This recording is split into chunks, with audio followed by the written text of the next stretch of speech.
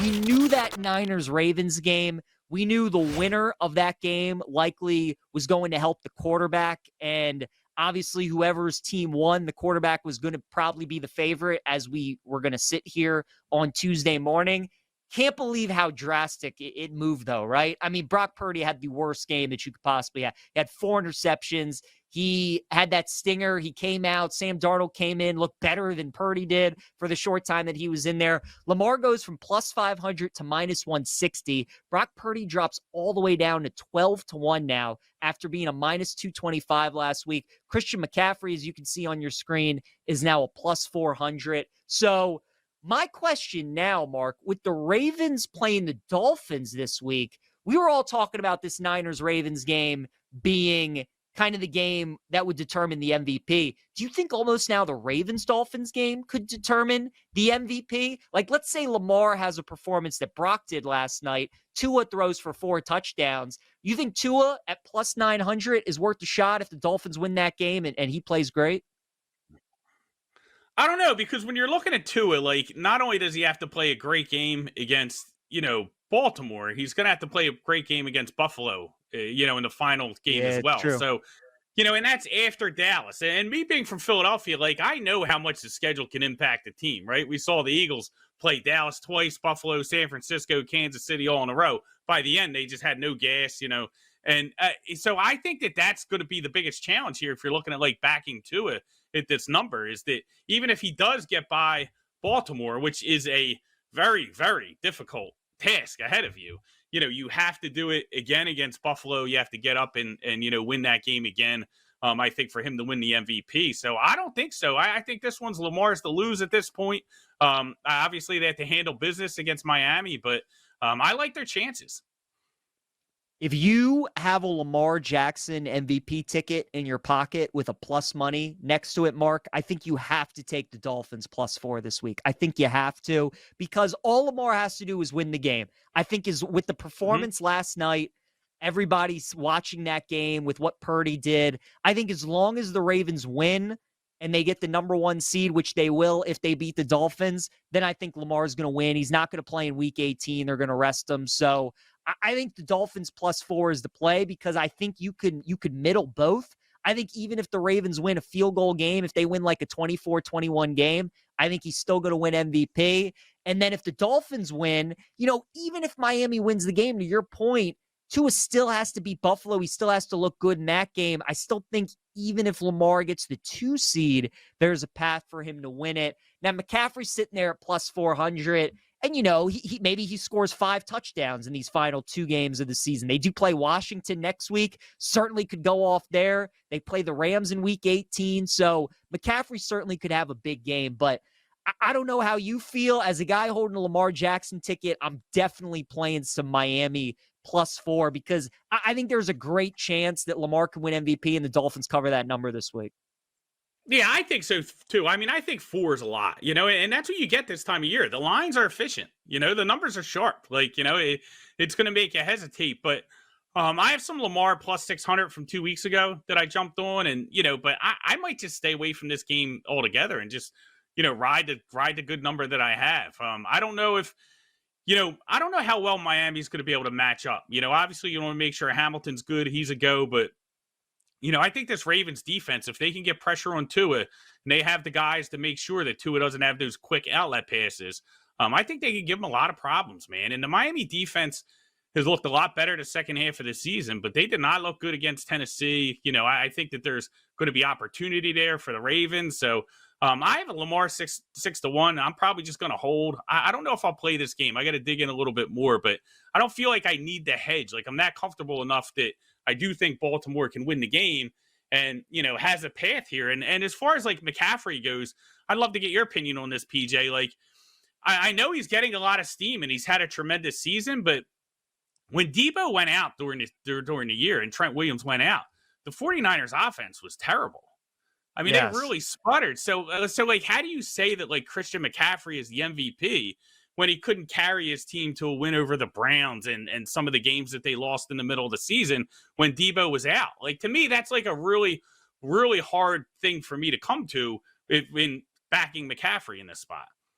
No, I'm with you. I'm with you. I think McCaffrey's the best running back in football. I think his stats are great this season, but like you said, and to me, that's what hurt Brock Purdy's argument, right? Like before the Ravens played the Niners, and we were talking about the two quarterbacks. Mark, the Ravens have lost Dobbins, they've lost Andrews, they lost Keaton Mitchell last week. We don't even talk about that because of how great Lamar is, right? When we talk about Purdy and when we're trying to make a case for him why he maybe shouldn't have won MVP, we talk about the games where Debo was out, Trent was out, where he was banged up, when everything wasn't great for San Francisco, and those were the games that he struggled with, right? Like, if you're MVP, you should be able to overcome all that stuff. You should be the most valuable player on your team. We know Lamar is that for the Ravens, and we know Purdy and McCaffrey aren't that for the 49ers. Like, I think Trent, you could argue, is more valuable. Debo, Fred Warner on defense. Like, I think you could argue potentially those three guys. So I'm with you. McCaffrey's having a great year. And look, if he scores a combined 6 touchdowns over the next 2 weeks and Lamar struggles, maybe he wins the award. But I do think you bring up a good point. You know, when Debo was hurt, you kind of saw San Francisco struggle. The game for the number 1 seed in the AFC. If the Ravens win it, they clinch the number 1 seed. If the Dolphins win, then they control the 1 seed, and then they'll have to beat Buffalo next week, or they would hope for a Ravens loss against the Steelers. This line opened at 3. Then the Ravens beat the Niners. It was at 3 this morning. Then some money came in on Baltimore, has moved it to -4 on BetMGM. Mark, I'll let you go first and give your thoughts because this is my favorite game of the week. It's my favorite bet. Yeah, I like the Ravens. I mean, at the 4. I know it sounds crazy, but I mean, I would love to see this come down a little bit, but I think they match up defensively very well now with Miami. I think they're going to be able to press those wide receivers at the line of scrimmage, get physical with them, not let those short passes get off. And I think, you know, their offense is going to score points against Miami. Miami's defense is much improved, but they're diverse enough on offense to where they can give Miami a lot of problems. I think it might be an under game, but I do like the Ravens. Total sitting at 47. Ravens are favored by 4. I love the Dolphins this week, and I hate how much I love the Dolphins. Maybe it's the fan in me, you know, but I love the Dolphins +4. I think they win this game outright as well, so I'd take some +160. This is how the NFL works. Like, this is classic NFL. You know what's crazy is every Ravens fan, I bet every Ravens fan you talk to, they were more excited for the Niners game than they were for this game. And everyone full well knew that we would all rather the Ravens lost last night and win this game against Miami than the other way around, right? Because essentially, last night's win against the Niners doesn't mean anything if you turn around and lose to the Dolphins, because then you don't control the 1 seed anymore. So it's a monster game, but it just even the players, the coaches, like the media, like it was Christmas Day. It was the 2 best teams. It was the battle to see like who was the team in the NFL. And the Ravens have proven that they're the best, right? Everybody saw that. The Dolphins have obviously been the team all year that people think are frauds. They can't beat the best teams in the NFL. Well, the Ravens have proven that they're now the best team. And now Miami has to go on the road. And Baltimore's a short favorite at -4. I think everybody's going to be on the Ravens. I trust the Ravens way more on the road than I do at home. Lamar, I don't know what his exact numbers are, but Lamar against the spread as a favorite at home of 3 or more points is awful. Like, it's terrible. As good as he is as an underdog, he is terrible as a favorite of 3 or more points. So I think the Dolphins keep it close. I think they win the game as well. I just think this is classic NFL. It's what's going to happen. Everybody all week's going to talk about how great the Ravens are. They're going to talk about how they're going to smash the Dolphins. This game's at home. And then Miami's going to go in there and they're going to beat them. That's how the NFL works. So hope I'm wrong, Mark. I hope you're right. I'm absolutely terrified. I think they're going to lose. Yeah, I think some of it's the fan in you, PJ, because I think this is a hard spot for Miami. Like, coming off that Dallas win, very physical game. And that was the game. Like, you talked about how, hey, you can't beat a good team. That was the game. They felt like, you know, they really accomplished something with that win. I think it was huge for them. And now they have to go on the road, pick themselves up, go and play in Baltimore. You know, what's the weather going to be like? I think the weather would be interesting in this one, you know, especially anytime this Miami offense has to play on the road. And maybe there's some, tough weather there. But I just think that when you look at how the teams match up, like, Baltimore is going to be able to pressure Tua. We know he doesn't like pressure, especially if those wide receivers can't get clean releases. Hill and Waddle's been banged up, so I think that plays into it too. I just think I see it like it's kind of like you feel like it's typical Ravens, like, hey, win the big game and then let down the next week.